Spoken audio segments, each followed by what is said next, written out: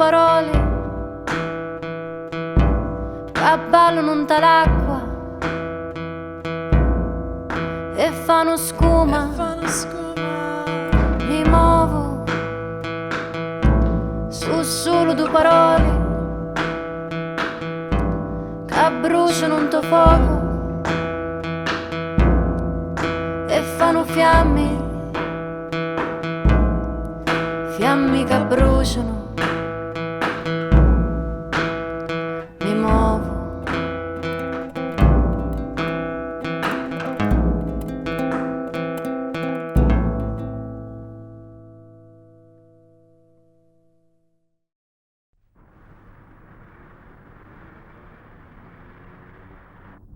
Abitare è essere ovunque a casa propria.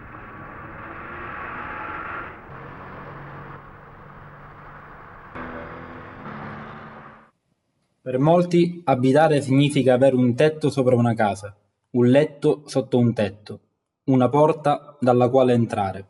A San Berillo non è sempre così.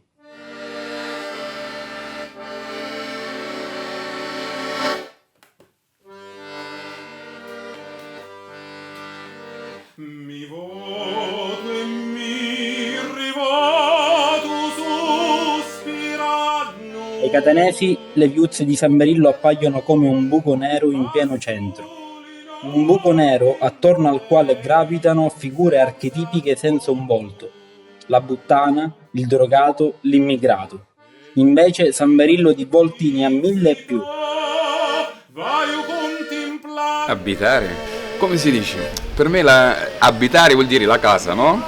La casa è un rifugio, tipo secondo me deve essere una cosa per me dopo tanto tempo che non ho casa tipo fissa per me. È un nucleo familiare che tu devi andare a rilassare, deve essere una cosa meravigliosa, tipo semiparadiso, che tu entri, lasci i pensieri fuori e ti godi la tua famiglia, se hai famiglia, i tuoi figli e buon occhio. Tu le senti il tuo agio e la tua tranquillità. Che abitare significa dare senso alla quotidianità organizzata, di spazi, relazioni, fare, quindi produzione, attività. Quindi sono elementi diversi che però danno significato diverso a uno spazio.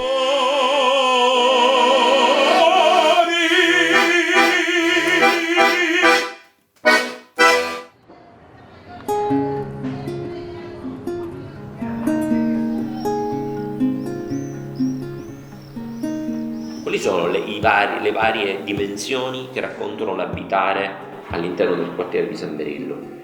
È abbastanza articolata. Io ho 48 anni che abito qua. Ma io avevo 10-12 anni. Ora c'ero 69 quasi. Sono arrivato qua nel 95, no? Qua anche l'autobus passava. C'era tipo prostituzione, ma intanto non c'era tutta questa delinquenza, tutta questa sporcizia. No, era mantenuto pulito, la gente lavorava, falegnameria, ora tutti sono scappati fuori.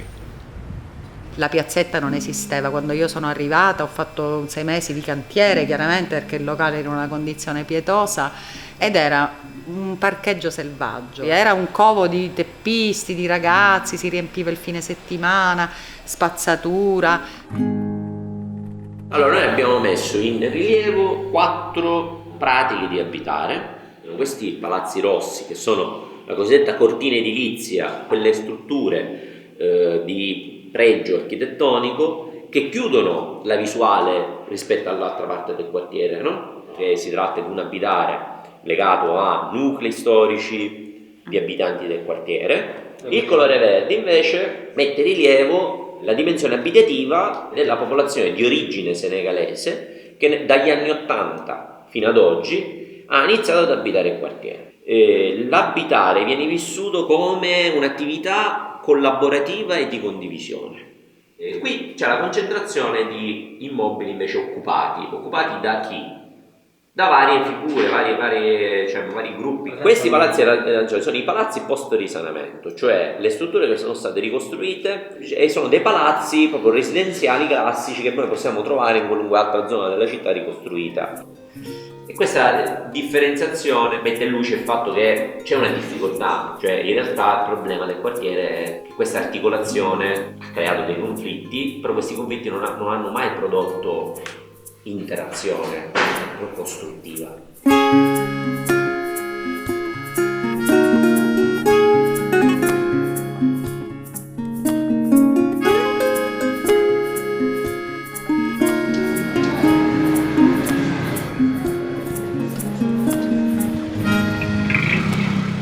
La mia prima impressione non ti dico, non ti conto.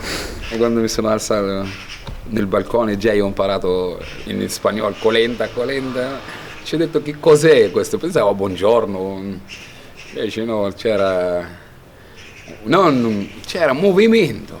Ma il fatto che c'erano le case chiuse e lei abitava qua, cioè come conviveva con questo fatto? Io ero ragazzo perché non capivo tanto bene, ma qua c'era uno schifo, c'era anche di fronte eravamo. Poi allora se ne sono andati e stavano tutti là. Per me con il Puri Sud non sono tanto, diciamo, un legame, perché non siamo amici, non conosco loro, non conosco me, però ci passo tutti i giorni, passo camminando così, non disturbo loro non mi disturbano, ognuno fa quello che ci pare e questa è la libertà. I don't care about this prostitution, their work, it's their life. Con 10 anni, 15 anni ho visto tutti quelli che sono fuori che vengono qui. E tu che ne pensi di quelle signore giovani? Beh, ma loro ci sono state sempre comunque, perciò ci sono, non ci sono, ci sono state sempre. Ha detto, loro non sono nello stesso modo, loro sono là e loro sono qua.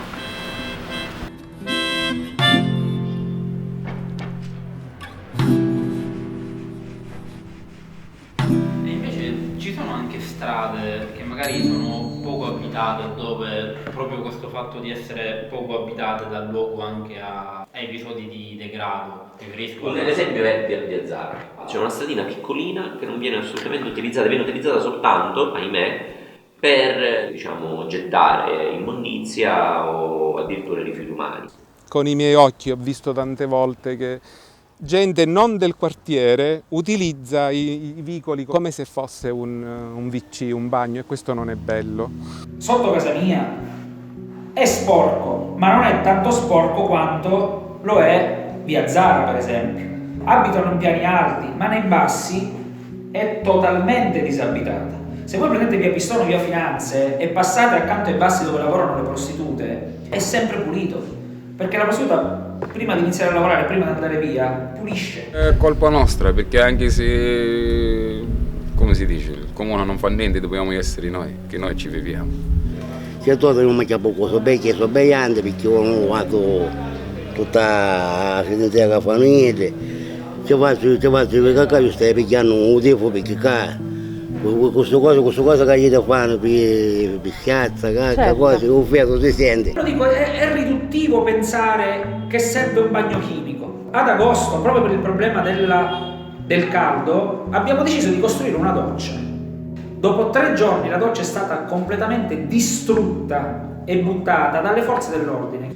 Non dava fastidio a nessuno, gli dava la possibilità di fare la doccia a sti ragazzi, chiedendo a loro, tra l'altro, perché c'è stato un compromesso che noi abbiamo cercato di creare con questa cosa della doccia. Allora, noi abbiamo fatto la doccia, voi mi dovete tenere pulita questa strada.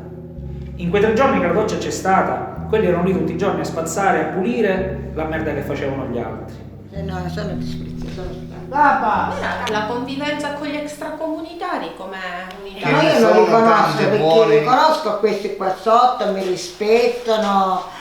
Qua per qualificare il quartiere ci vorrebbe la polizia comunale a controllare il quartiere, cercare quando scende la via Pistone e passa la Timina o passa il Giovanotto, ci sono nel cassa comunitaria nivore che rompono le case vuote, quindi c'è già un guardo, ce l'hanno i soldi, telefono, poi gli passa la coppa. Io vorrei sempre casino questi gambi, hanno sempre casino.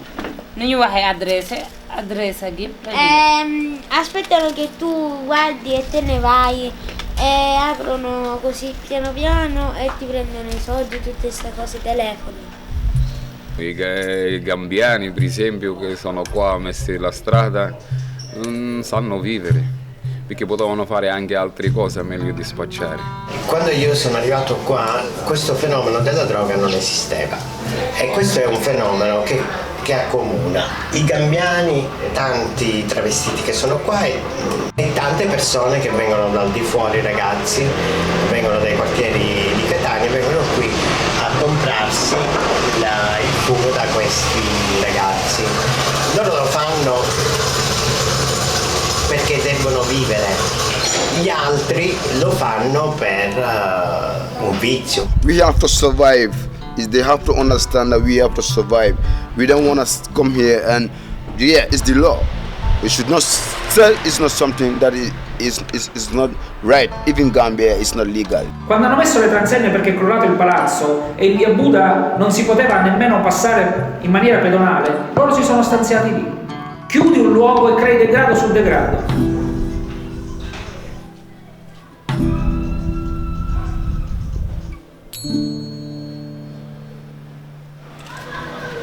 Cosa c'è a San Berillo che non c'è da nessun'altra parte per te? Cultura, è molto etnico. E raccogli tutti. Ultima cosa che vorresti tu, Giovanni, per questo quartiere? Chiudi gli occhi e pensaci. In questo quartiere vorrei che ci fosse una piscina per fare nuoto, un campetto da basket, almeno gioco con alcuni bambini. A chi interessano davvero le sorti di San Berillo? Quale deve essere il suo futuro? Tutelare e ascoltare la sua comunità, includendo anche le categorie più deboli, o perseguire interessi speculatori, aspettando che tutto crolli? Le istituzioni e i privati devono riaprire le case anziché murarle. A San Berillo si deve tornare ad abitare. A San Berillo ci si deve sentire come a casa propria. A riposare, paci non avi più. Piuttosto che portarci le persone ad abitare, che poi ovviamente compromettono quelli che possono essere i miei obiettivi, i miei interessi domani, io continuo a mantenerlo nel degrado. Perché domani il degrado lo pulisco con una retata, lo pulisco con uno sfollamento e mando via le prostitute, mando via gli irregolari, mando via gli abusivi. Se io ci faccio andare a vivere le famiglie, non le posso mandare via. Finisce